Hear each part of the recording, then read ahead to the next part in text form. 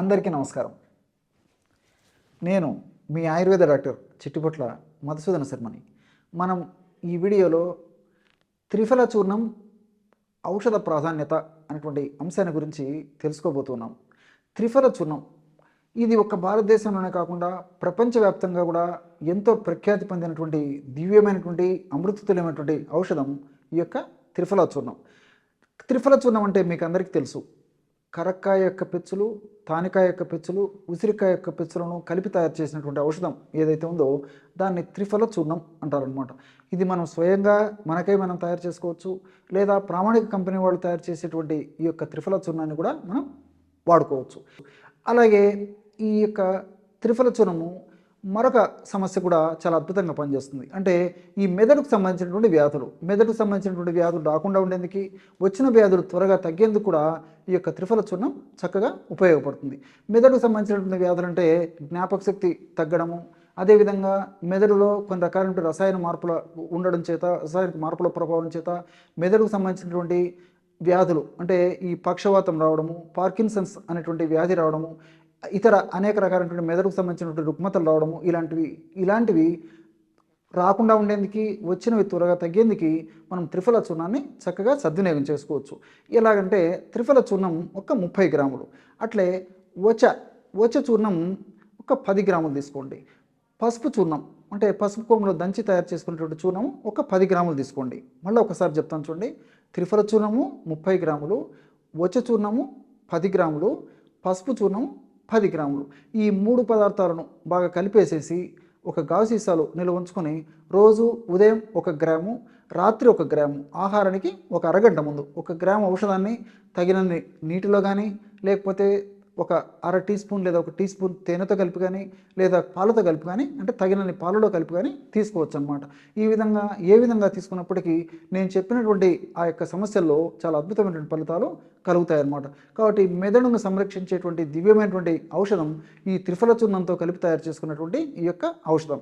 అట్లే ఈ రోజుల్లో నేత్రాలకు సంబంధించినటువంటి అంటే కంటికి సంబంధించినటువంటి ఇబ్బందులు కూడా చాలా మందిలో కలుగుతున్నాయి. అంటే చిన్న వయసు నుంచే మరి కళ్ళకు సంబంధించినటువంటి నేత్రాలకు సంబంధించినటువంటి ఇబ్బందులు కలుగుతున్నాయి.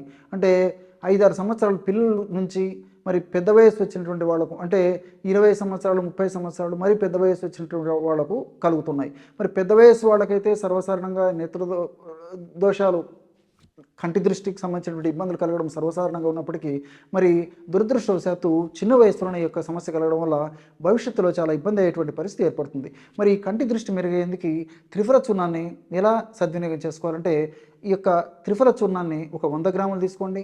బార్లీ గింజలను వేయించి చేసినటువంటి చూర్ణం ఒక 100 గ్రాములు తీసుకోండి.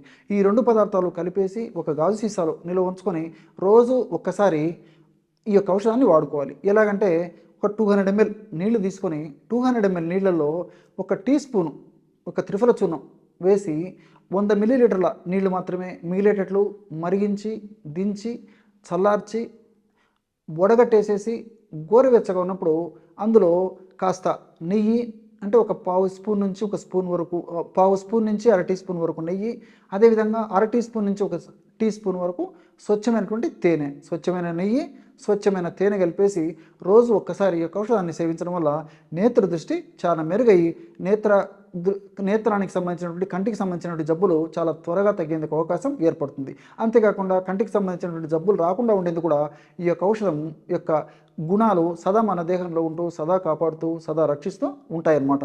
మరి ఈ యొక్క ఔషధాన్ని వాడుకునేటప్పుడు చిన్నపిల్లలైతే నేను చెప్పినటువంటి డోస్ కాకుండా, నేను చెప్పినటువంటి డోస్లో పావు భాగం కానీ లేకపోతే అరభాగం కానీ వయస్సును బట్టి ఆ యొక్క ఔషధాన్ని తయారు చేసుకొని వాడుకుంటే సరిపోతుంది అనమాట. అంటే కషాయాన్ని, అదేవిధంగా అందులో కలిపేటువంటి నెయ్యి, అదేవిధంగా తేనె కూడా ఆ యొక్క వయస్సును బట్టి, శరీర తత్వాన్ని బట్టి, ఆ యొక్క వ్యాధి యొక్క ఉధృతిని బట్టేసి మరి నేను చెప్పినటువంటి ప్రమాణంలో సగము లేదా పావు, లేదా అవసరమైతే మరి కొంచెం తగ్గించి కూడా వాడుకోవచ్చు.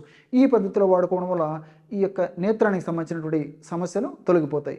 అంతేకాకుండా వ్యాధి నిరోధక శక్తి ఈ రోజుల్లో మరి 100లో దాదాపు 99% మందిలో కూడా వ్యాధి నిరోధక శక్తి తక్కువగా ఉండడం వల్లనే వివిధ రకాలైనటువంటి జబ్బులు కలిగేటువంటి పరిస్థితి ఏర్పడుతుంది.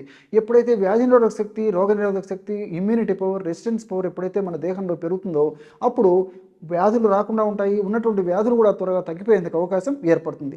మరి వ్యాధి నిరోధక శక్తి తగ్గేందుకు ఈ యొక్క ఔషధాన్ని ఎలా వాడుకోవాలంటే రోజు 2 సార్లు ఉదయం ఒక్కసారి, రాత్రి ఒక్కసారి అర టీ స్పూన్ ఈ యొక్క చూర్ణాన్ని ఒక 50 ml లేదా 100 ml కాచి చల్లార్చిన నీళ్ళలో కలుపుకొని కానీ లేకపోతే తగినంత తేనెతో కానీ తీసుకోవచ్చు అనమాట. మరి లేకపోతే రోజు ఒక్కసారైనా ఈ యొక్క ఔషధాన్ని వాడుకోవచ్చు. రోజు ఒక్కసారి ఒక 50 మిల్లీలీటర్ల లేదా 100 మిల్లీలీటర్ల కాచి చల్లార్చినటువంటి నీళ్ళలో హాఫ్ టీ స్పూన్ నుంచి 1 టీ స్పూన్ వరకు ఈ యొక్క చూర్ణాన్ని అందులో కలిపేసి ఈ యొక్క ఔషధాన్ని సేవించవచ్చు అనమాట. ఈ విధంగా కూడా సేవించవచ్చు. చిన్నపిల్లలైతే పావు టీ స్పూన్ లేదా అర టీ స్పూన్ లోపే వాడుకుంటే సరిపోతుంది అనమాట. పెద్దవాళ్ళు మాత్రం 1 టీ స్పూన్ వరకు కూడా వాడుకోవచ్చు. ఈ యొక్క ఔషధాన్ని సంవత్సరానికి ఒక 40 రోజులు లేదా 2 మాసాలు వాడేసేసి ఆపేసేసి మళ్ళా సంవత్సరంలో మళ్ళా ఒక నెల లేదా 40 రోజుల పాటు వాడుకుంటడం వల్ల ఆ యొక్క సీజన్లో వచ్చేటువంటి వ్యాధులు రాకుండా ఉంటాయి. అదేవిధంగా దీర్ఘకాల రుగ్మతలు కూడా రాకుండా ఉండేందుకు, వచ్చినటువంటి వ్యాధులు త్వరగా తగ్గేందుకు కూడా ఈ యొక్క ఔషధంలో ఉన్న రసాయన గుణాలు చాలా చక్కగా ఉపయోగపడతాయి.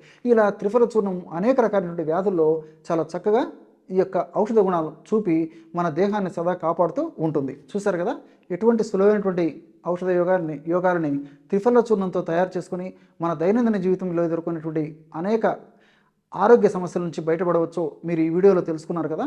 మరొక వీడియోలో మరొక అంశంతో మళ్ళీ కలుద్దాం. అంతవరకు నమస్కారం. మీ చిట్టిపొట్ల.